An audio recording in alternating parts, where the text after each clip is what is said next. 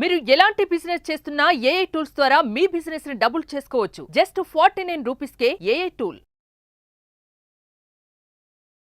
నమస్తే, welcome to Suman TV. ప్రస్తుతం మనతో పాటు ఉన్నారు ఆ mother, entrepreneur, gynaecologist, philanthropist and author doctor Shilpi Reddy గారు. మేడంతో మాట్లాడదాం.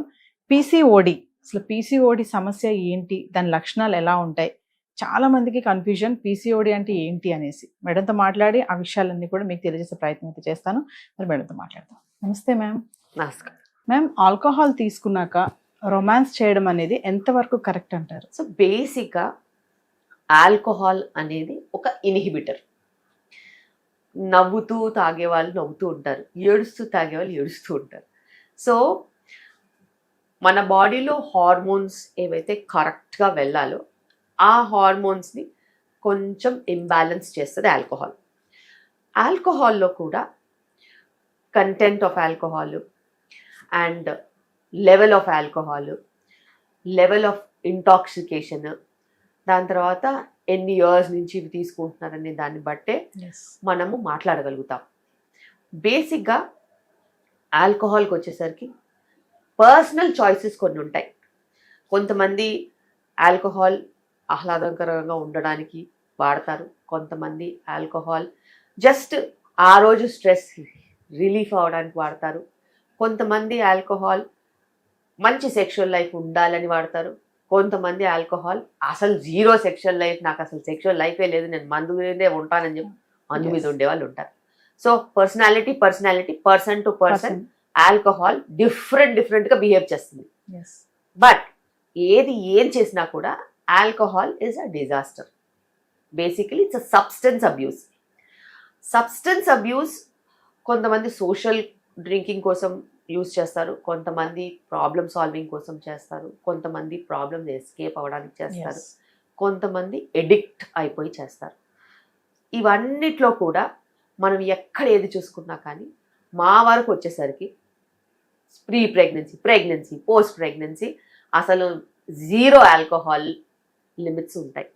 So and when you are planning pregnancy, definitely you should be off alcohol whatsoever it is, and alcohol is not allowed. But konni cultures lo it is allowed, konni families lo it is allowed, konni times lo social drinking is allowed. That is all again personal space. And sexual activity ko chesnattu avute alcohol as such decreases sexual libido and it will not allow you to enjoy the feel. కానీ కొంతమంది అది believe చేయరు. And it is one of the reason for impotency also. It is one of the reason behind not even enjoying the act. But అది person to person vary అవుతుంది. And alcohol క్రానిక్గా తీసుకున్న వాళ్ళకి ఖచ్చితంగా difficulties ఉంటాయి. And ఆ difficulties express చేయలేక violent కూడా అవుతారు. Again alcohol double edge sword అంటారు కదా, నచ్చే వాళ్ళకి నచ్చుద్ది, ఇచ్చే వాళ్ళకి ఇచ్చుద్ది, కట్ చేసే వాళ్ళకి కట్ చేసేస్తుంది అన్నట్టు. అంటే మేడం, ఆ టైంలో సెక్స్ చేయడం వల్ల లేడీస్కి ఏమైనా సమస్యలు వస్తాయా? సమస్యలు అంటూ ఏమి ఉండవు, కానీ ఒక్కటి మీరు గుర్తుపెట్టుకోవాలి. If you are high on alcohol, contraception సంగతి మర్చిపోతారు. Failed contraceptions, unwanted pregnancies, sexually transmitted diseases, barrier contraception వెళ్ళిపోద్ది ఎక్కడో. సో ఇన్కన్సిస్టెన్సీ వస్తుంది. This is another reason why so much of rampant sexually transmitted diseases are common in substance abuse people. Whether it is alcohol or drugs or anything for that matter. అంటే ఓవరాల్గా ఏం చెప్తారు madam, alcohol తీసుకొని sex చేస్తే వచ్చే problems ఏంటి? చాలా మంది మరి వైఫ్ అండ్ హస్బెండ్ ఇద్దరు కలిసి తీసుకొని కూడా దాంట్లో పార్టిసిపేట్ చేస్తారు కదా. అందుకే నేను చెప్పాను, there is a social angle to it, there is an emotional angle to it, and there is a ethical angle to it. Ethical, always no.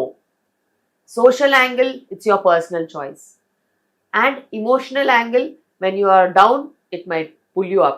But when you are super down, it will never pull you up. So, atla, absolute ga meeru sexual life enjoy cheyalante, you should be off alcohol.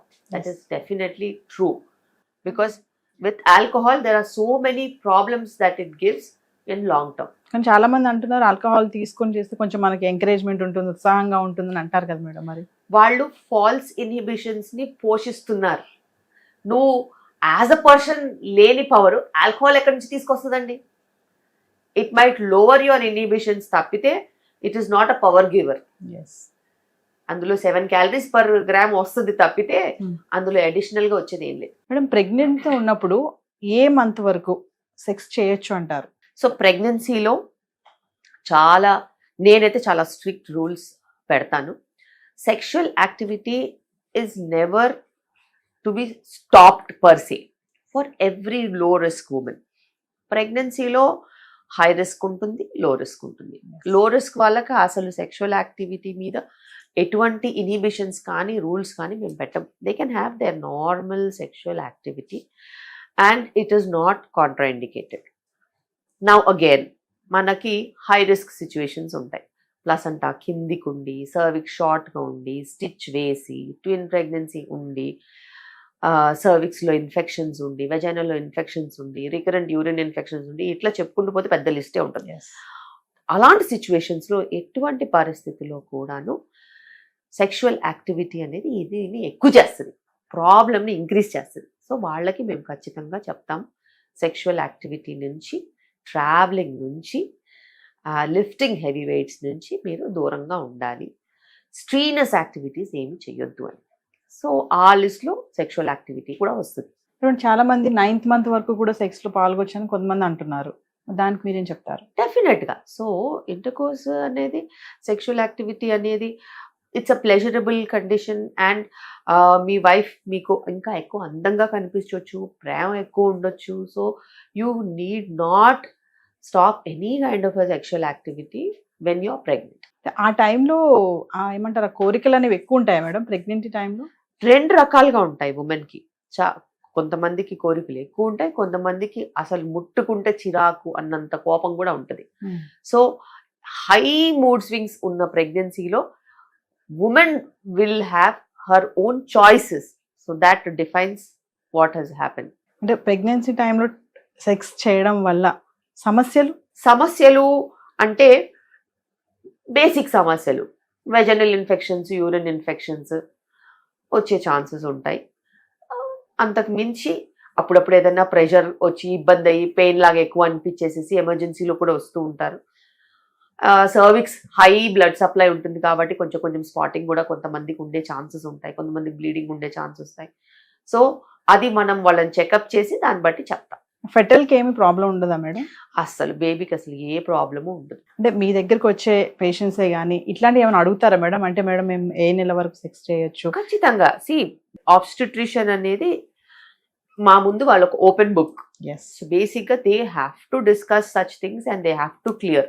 Otherwise internet is full of non sense అన్నట్టు ఎవరికి నచ్చింది వాళ్ళు తీసుకొని చదువుకుంటారు. అది correct కాదు. నీ సిచ్యువేషన్ని బట్టి, నీ మెడికల్ కండిషన్ని బట్టి your doctor will be able to tell you what is safe and what is not safe for you. Yes. Thank you, ma'am.